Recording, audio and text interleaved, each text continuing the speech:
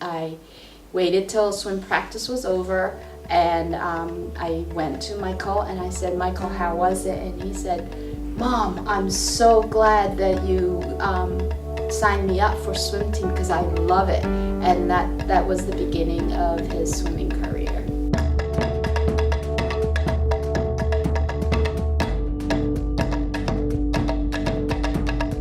Watch out for Thomas!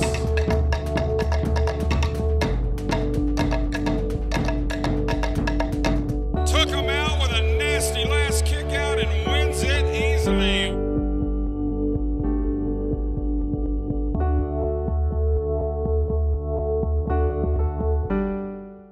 When Michael was 7, he went to our local school to take swimming lessons, and within a year he had advanced to the highest level, and his teacher had suggested to me that he should be in a swim team program. So we asked around our friends from our church, and they suggested that we join Hatboro-Horsham swim team. So when Michael was 8, he joined this swim team, and the day of the first day of practice, I had to tell Michael that we had joined him for a swim team, and today was the first day of practice.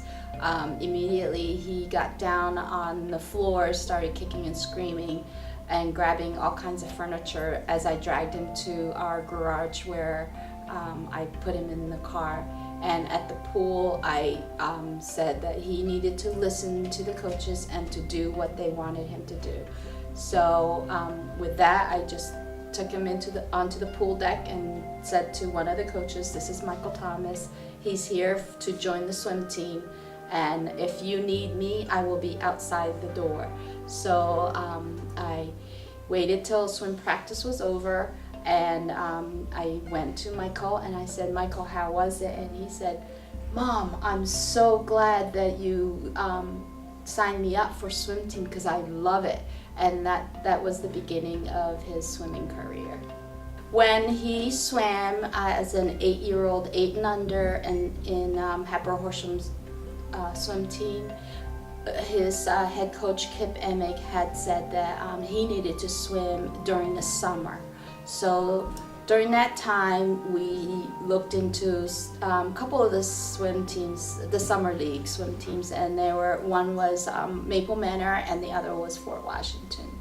And our dentist, Jay Freeman, who had 2 sons, had swam for Manorloo and knew Jeff Shire and Stu Kukla. So he said if we picked either one of those 2 coaches for the summer program, that we would be in good hands. So we decided to go with Maple Manor. At that time, Stu Kukla was coaching. And I do remember one time over the summer when Michael swam his, I believe, 25-yard backstroke. Actually, it was 25-meter backstroke. Our head coach, Stu, was jumping up and down and saying, he broke a record. And I was like, what is he talking about? A little did I know that Michael had broke Steve Hiddle-Biddle's 33-year backstroke record. And that was when Michael was 8. And then when Michael was 10, we swam against the Abington Dolphins. And I do remember he swam his 100 IM, and that was against Ariel Spector. And that day, all the spectators and all the swimmers were standing all around the pool deck and on the balcony, and they were either cheering for Michael Thomas or for Ariel Spector, because we didn't know. They were both very good swimmers, and they were neck and neck the entire race. And the whole place was like so loud you couldn't hear anybody talking to each other. And so then when it finally came to the touch, and Michael out-touched Ariel Spector, and that I just remember it so clearly, and it was just an exciting time for Michael and for me to witness that. Right from the beginning, you wouldn't have thought of him as turning out to be a Division I, national championship caliber kind of swimmer.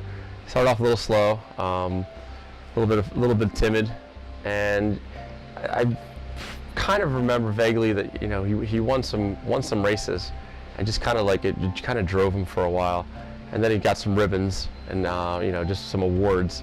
That drove him a little bit further. Then he realized that if he went real fast, he'd get his name in the record book, and then I think he kind of made some goals to break records, and it kind of just blossomed from there. I think any Olympian is someone that I look up to. I look up to like a lot of the Olympians and their success and what they've done to get to that level. During the school year, I'm practicing every afternoon after school from about like 3 to 5:30, maybe 6 o'clock sometimes. And most mornings, probably almost every morning during the school year, I'm practicing from around 5:30 to 7 o'clock, then I'll go to school. During the summer, kind of practices are a little different. I'm practicing 6 to 9 almost every day except for Sundays. Sundays is my off day, and that's really it. Yeah, Michael Thomas, first thing to describe him as an excellent swimmer. He has put so much time and dedication into this sport. Most high school kids wouldn't really understand the level that he is at.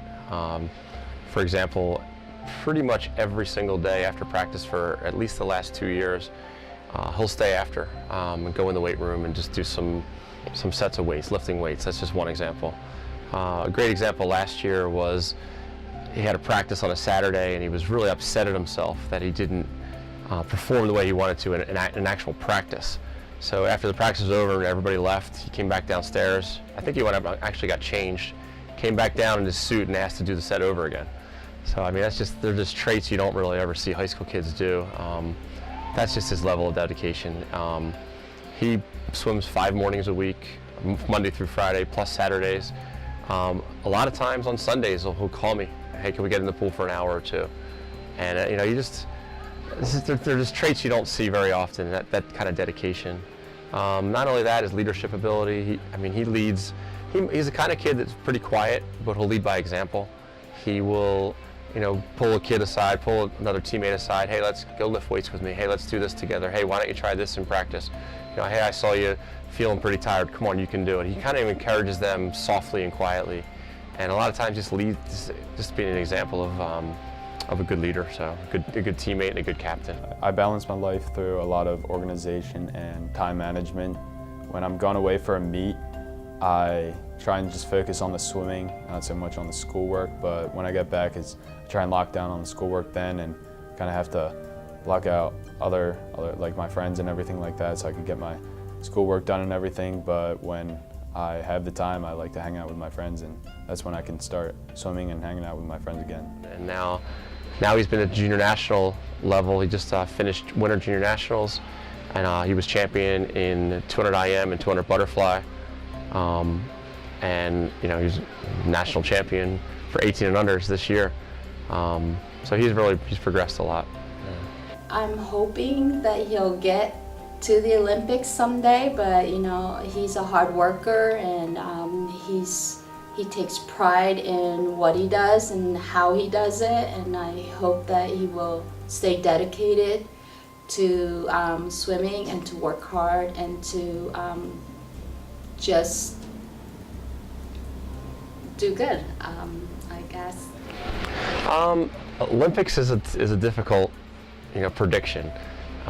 With U.S. swimming and the Olympic team, there's only 2 people that can make it. So that means there's 2 people from each event in this entire country. So it is a difficult task to make the Olympics.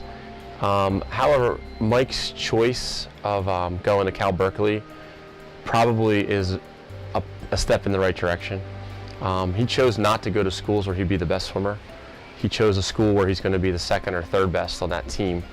And on his team, he has Olympians or future Olympians that are on his team with him. So he's going to practice with the best. And that was one of his decisions on the reason he went to Cal, is that he's going to swim with some of the guys that are the NCAA champions and probably future Olympians. So his goal that I believe is to get there someday. It's just to see how he transfers his high school career to his college career. I wouldn't say he's not going to do it. That kid has done a lot of things that a lot of people didn't think he could do. Starting off with last year breaking a national record in his age group. So, he's on his way. He's on his way for good things, definitely.